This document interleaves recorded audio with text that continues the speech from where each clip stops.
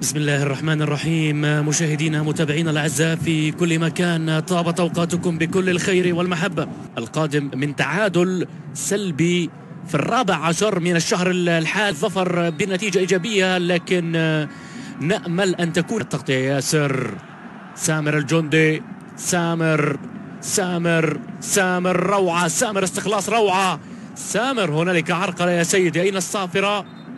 صافره واطمئنان على سلامة سامر الجندي المدافع الأيسر لاعبا في صفوف النادي العاصمي الهلال. هنا الكرة اللي ضرب فيها كان في تدخل قوي على سامر الجندي في اللقطة الماضية. سامر الجندي يحصل عليها في الطرف الأيسر.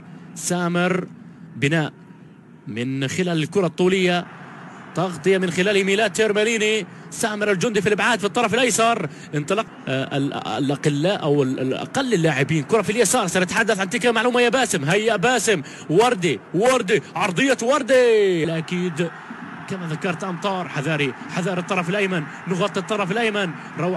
روعه سامر الجندي في التغطيه. جندي فدائي قاتل، ابعد الكره الماضيه. كرة في الطرف الايسر مع سامر الجندي، خطأ لسامر.